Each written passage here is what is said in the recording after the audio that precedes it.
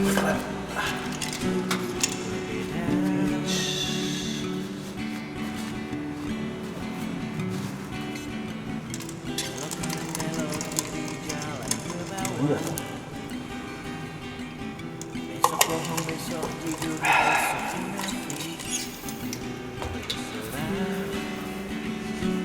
dulu. Oke. Ya, ciao. Kita kembali lagi di kata-kata Mustafa. Oke. Sebenarnya topik kali ini tentang agnostik, penjelasannya cukup berat ya. Saya pun sebenarnya nggak begitu menguasai, tapi saya rasa ini menjadi topik yang cukup baik karena topik ini bisa membuka akal sehat kita, cara berpikir kita, yang saya harap kita kembali berdiskusi, tapi ya berdiskusi santai lah ya kan, karena ya topiknya ini berat. Bahkan nggak semua orang awam, contohnya saya yang awam ini, bisa menjelaskan topik ini dengan detail gitu ya. Tapi saya akan coba jelaskan secara masuk akal saja. Yang pasti kita tetap menjelaskan. Kita tetap. Saya lupa ya openingnya ya. Seperti apa sih? Karena sudah berapa waktu nih saya nggak berbicara tentang agnostik. Ya, jadi agnostik, creationism, dan Scientology. Tiga hal ini sebenarnya basisnya adalah kembali ke beberapa pertanyaan-pertanyaan dari message atau Facebook chat, di komen YouTube juga, tentang apa sih yang dipercayai oleh agnostik tentang sesuatu yang kasat mata gitu mungkin ya, atau bukan kasat mata, atau secara prinsip berjalannya alam semesta atau hidup gitu ya kan. Karena kembali lagi, kalau dari video-video saya yang sebelumnya banyak berbicara kalau agnostik ini sering dibandingkan dengan deis atau disamaratakan dengan deis, dan saya pun berkali-kali mempertegas bahwa agnostik dan deis itu berbeda. Tapi untuk proses berjalannya fleksibilitas paham agnostik, kita juga memahami tentang beberapa teori lain yang sifat fleksibilitasnya dengan agnostik itu cukup dekat atau cukup akrab gitu ya, yaitu adalah creationism dan Scientology. Kalau dikait-kaitkan gitu ya, kalau kita cocok logikan, agnostik ini adalah paham tentang gaya hidup. Creationism adalah percaya tentang sesuatu yang memang tentang penciptaan, karena creationism atau kreasi gitu ya, atau penciptaan. Dan Scientology adalah logiknya setelah kejadian kematian atau setelah kita mati. Tapi sekali lagi, ada beberapa hal yang memang prinsip-prinsip dasarnya tidak bisa menyatu. Jadi ya agnostik aja, creationism aja, dan Scientology aja gitu ya. Dan sekali lagi saya akan menjelaskan bahwa kenapa sih ini saling berkaitan dan cukup masuk akal untuk memberikan pemahaman orang bahwa agnostik ini berbeda dengan deisme, agnostik ini berbeda dengan ateisme, karena ya tingkat pola berpikirnya pun berbeda-beda. Nah, saya kembali menjelaskan bahwa agnostik itu adalah prinsip dasar pemahaman tentang ketidaktahuan. Jadi selama kita tidak tahu, kita punya hak untuk mencari tahu, gitu ya kan. Berbeda dengan ateis yang berhenti untuk mencari tahu dan lebih menjalani hidup secara natural saja, tanpa ada prinsip ketuhanan atau prinsip keterikatan tentang religion atau sikap religius gitu ya. Nah, kalau deis itu kan sudah jelas bahwa dia akhirnya mempercayai proses-proses batin atau rohani yang tidak dimiliki agnostik atau tidak dimiliki ateis, ya bahkan tidak dimiliki ateis gitu ya. Nah, kalau ateis sudah jelas tidak percaya tentang prinsip ketuhanan, kita bisa katakan bahwa ateis hanya fokus terhadap ya semua ini sudah terjadi, semua ini memang ya kita nggak tahu sebab akibatnya apa, tingkat kebetulannya seperti apa, ya udah jalanin aja. Agnostik dan deis itu punya prinsip pemikiran yang masih melekat dengan prinsip sebab akibat. Ya kalau agnostik lebih ke semi ateis, kalau deis sudah yakin nih kalau mereka itu hidup dengan tujuan atau dengan prinsip atau pola hidup yang memang sebenarnya telah ditentukan gitu ya kan, dengan pilihan-pilihan yang sudah ditentukan juga mungkin ya gitu ya. Nah, creationism adalah prinsip dasar percaya tentang teori penciptaan. Nah, beberapa sub kepercayaan itu punya dimensinya sendiri dengan prinsip paham creationism ini. Contohnya, misalnya kamu percaya dengan prinsip kepercayaan penciptaan agama tertentu, ya kamu masuk dalam creationism, percaya agama tersebut atau kepercayaan tersebut gitu ya kan. Misalnya contohnya Islam mungkin. Ya berarti kamu percaya tentang penciptaan Islam atau creationism Islam gitu kan. Kalau kamu Nasrani begitu juga creationism Nasrani gitu ya. Begitu dengan yang lain-lainnya. Dan yang kalau bersifat tunggal atau bersifat independen ya ada deis gitu ya kan. Nah tapi bagaimana dengan agnostik? Apakah agnostik dengan creationism ini berkesinambungan atau berkorelasi? Kalau dengan deis mungkin pasti ya, karena orang-orang deis memang percaya kalau teori penciptaan itu benar adanya. Tapi kalau agnostik, sekali lagi percaya tidak percaya, tapi ada prinsip-prinsip dasar kehidupan yang mungkin mendukung tentang teori penciptaan ini atau paham creationism. Contohnya kelahiran, ya kan, itu adalah sesuatu yang memang berbeda ya antara kata lahir dan kata cipta, tapi pada dasarnya ada prinsip sebab akibat yang berbicara bahwa terlahir itu mungkin sama dengan tercipta gitu ya kan. Ya miring-miring sedikit lah. Ya kalau begitu agnostik pun ya meyakini kalau kita semua kan pasti melewati proses kelahiran. Artinya kita melewati proses penciptaan juga begitu ya kan. Nah, dari mananya. Nah, ini yang menyebabkan konsep dasar paham creationism ini berbeda dengan agnosticism. Karena sekali lagi, ya kalau memang prinsip dasar penciptaan itu ada yang menciptakan, selama itu tidak atau selama itu berbicara tentang sesuatu yang magis, ya kita kan nggak melihat kemagisan itu, kita tidak melewati proses kemagisan itu. Tapi kita melewati fakta-fakta ilmiah yang logis yang memang bisa dijelaskan dengan dasar-dasar ilmu pengetahuan yang memang berbicara tentang proses tersebut. Kalaupun seorang agnostik, saya bilang, percaya tentang teori penciptaan, yang dia yakini bahwa proses penciptaan ini harus ada landasannya, ya kan ya.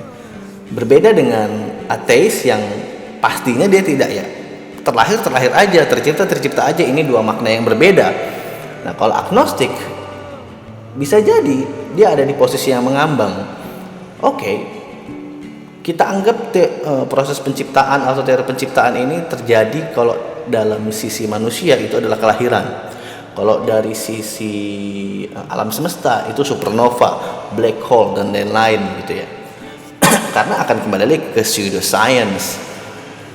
Kalau kita tidak menemukan prinsip ilmu pengetahuan yang bersifat absolut atau 100% memang valid, ya kita cari yang paling dekat, yang 90% valid, 80% valid, 70% valid, dan selama ini mungkin secara logis tentang teori penciptaan, ya dasar-dasarnya itu. Kalau manusia tercipta dari kelahiran, kalau alam semesta tercipta dari beberapa pokok-pokok genre-genre ilmu pengetahuan tertentu, salah satunya supernova tadi dan supermassive black hole mungkin gitu ya. Nah, ini sebenarnya yang membuat agnostik dan kreasionisme ini terpisah atau tidak bisa disatukan, tapi bisa saling bersekutu gitu ya, bersekutu gitu ya. Jadi ya ada memang beberapa orang yang memegang paham agnostik mempercayai tentang kreasionisme, tapi ada juga yang enggak gitu ya. Tapi kalau deis itu sudah pasti dia percaya tentang teori penciptaan, ateis hanya percaya tentang apa yang mereka percayai gitu ya. Nah, akhirnya saat ada penciptaan maka akan ada akhiran gitu ya. Karena penciptaan ini mungkin berbicara tentang awalan. Akhirannya sering nih ada DM ke saya atau pertanyaan-pertanyaan ke saya gitu ya. Bang, jadi apa nih yang ente percaya nih tentang kehidupan setelah kematian? Ya kan? Ada juga yang bertanya, menurut kamu apa sih yang bakal terjadi gitu ya setelah kita mati gitu ya kan. Prinsip-prinsip ini ya jawabannya adalah setelah kamu mati kamu baru bisa tahu. Tapi mari kita bahas yang mungkin lagi-lagi paham yang bisa juga bersekutu dengan agnostik, agar orang ini juga tidak salah kaprah. Karena kan ya prinsip ketidaktahuan ini bukan berarti menutup diri, ya kan. Prinsip ketidaktahuan ini bukan berarti harus menutup diri, tapi bisa jadi kita berbicara tentang mencari tahu banyak hal lalu mencari yang paling logis. Tapi selama itu tidak terbukti 100%, kita tidak stuck di 100% ini, atau kita tidak stop di 100% ini, karena belum 100% dipercayai gitu ya kan. Sama seperti misalnya nih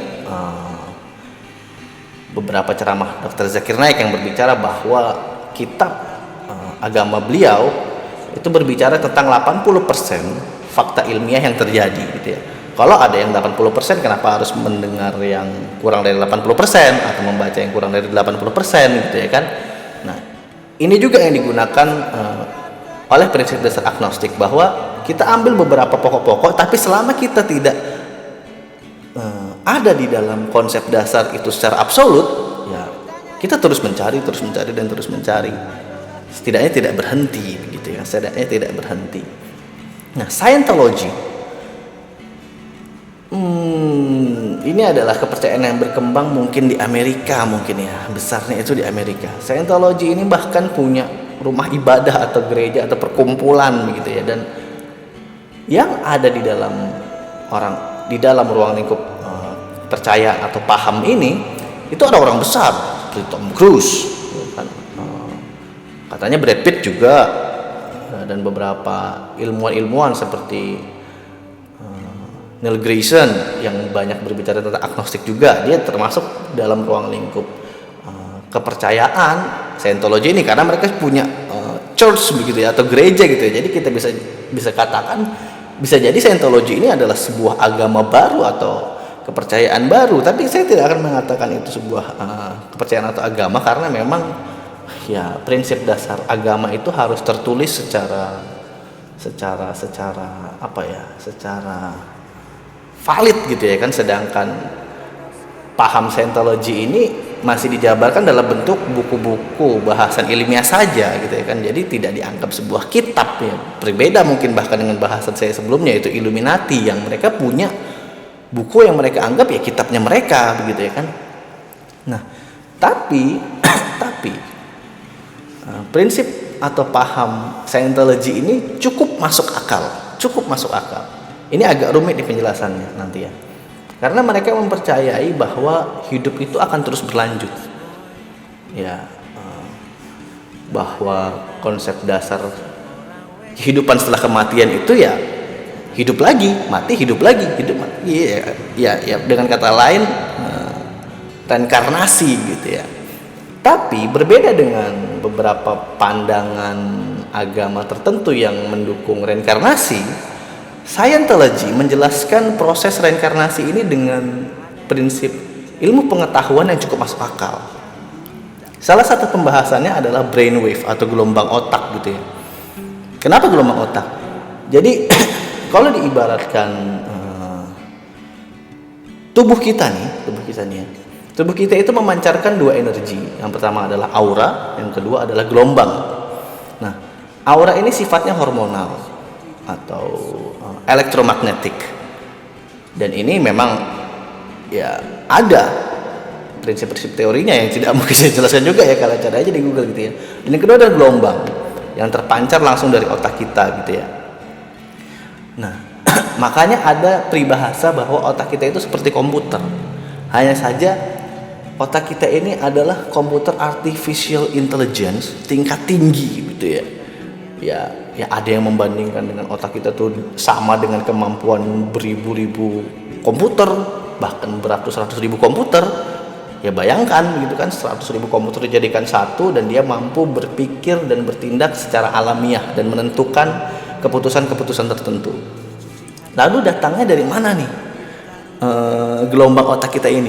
Nah, ini yang dipercaya oleh Scientology. Jadi kalau perbandingannya adalah sebuah sinyal dari perangkat tertentu, contohnya handphone misalnya ya, kita punya handphone nih. Handphone ini akan memancarkan sinyal-sinyal. Selama sinyal ini aktif, maka handphone kita dapat aktif saling berkoneksi satu antara lainnya, satu dengan yang lainnya. Tapi sinyal ini tidak hanya berfungsi untuk konektivitas saja, tapi juga dengan apa yang dengan perangkat ini miliki gitu ya. Contohnya misalnya handphone ini kan punya perangkat-perangkat baterai dan segala macam, radiasi dan segala macam. Kalau ini semua tidak menyatu ya, handphone ini tidak bisa berfungsi. Dan kalaupun handphone ini sudah memiliki perangkat yang lengkap tapi dia tidak memiliki sinyal, tetap saja dia hanya akan stuck di situ aja gitu kan, dia tidak akan bisa terkoneksi dengan yang lainnya. Begitu pula gelombang otak. Dan kalau kita pelajari tentang brainwave atau gelombang otak, itu juga ada tentang theta, delta, alfa gitu ya, begitu yang akan bicara juga tentang alam bawah sadar dan lain sebagainya gitu ya. Tapi yang pasti proses reinkarnasi ini diawali dari gelombang otak, ya kan? Nah, yang membedakan adalah perpindahan gelombang otak ini terjadi secara alami, ya kan? Penciptaan gelombang otak ini juga tercipta secara alami. Kalaupun ada ilmu pengetahuan yang membicarakan tentang gelombang otak, dia tidak akan berbicara secara absolut atau valid dapat dipercaya banget gitu ya. Gitu ya. Tapi ada prinsip-prinsip yang masuk akal gitu ya kan. Nah, contohnya yang saya jelaskan ini, saya hanya menjelaskan tentang yang masuk akalnya aja. Saya perumpamakan dengan handphone atau dengan perangkat yang lain, komputer, karena prinsip dasarnya seperti itu. Bahkan ada sebuah peribahasa yang mengatakan bahwa manusia ini atau manusia itu adalah mechanical organic atau organic mechanical, saya nggak tahu ya. Kalau misalnya handphone, komputer yang bersifat artifisial itu kan dia memang benar-benar mechanical gitu ya. Tapi kalau manusia itu mechanical organic. Jadi lebih kompleks lagi. Apalagi dengan didukung juga bahwa pengetahuan kita tentang otak itu belum sampai berapa persennya begitu ya kan. Karena kalau kita sudah memahami konsep kerja otak secara penuh gitu ya, artinya kita nggak tahu perkembangan medis kita itu mungkin luar biasa ya. Karena sekali lagi otak itu adalah bisa dijadikan organ paling penting di dalam tubuh kita selain yang lain-lain. Kalau yang lain-lain itu kan sifatnya sifatnya itu berkesinambungan, sedangkan otak ini dia bisa berfungsi secara independen gitu ya. Contohnya saat kamu tidur begitu ya kan, tubuhmu bisa saja dalam posisi sleep mode atau semi mati gitu ya, tapi otakmu tidak, otakmu tetap berfungsi sedemikian rupa. Nah, kalaupun tubuhmu sudah memang benar-benar mati atau benar-benar rusak, otakmu tinggal memancarkan gelombang ini ke gelombang yang lain untuk menemukan perangkat yang lain lagi gitu ya. Nah, bedanya kalau handphone mungkin untuk bisa berfungsi sinyalnya ini dia menggunakan mungkin SIM card. Lalu SIM cardnya kalau sudah tidak bisa berguna ya dibuang. Tapi begitu SIM card ini dimasukkan lagi ke salah satu device, dia ada kemungkinan bisa berfungsi lagi.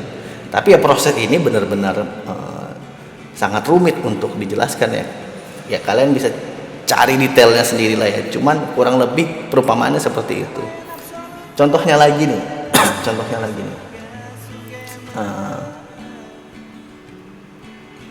Yang membedakan proses reinkarnasi Scientology dengan yang lain, mereka percaya bahwa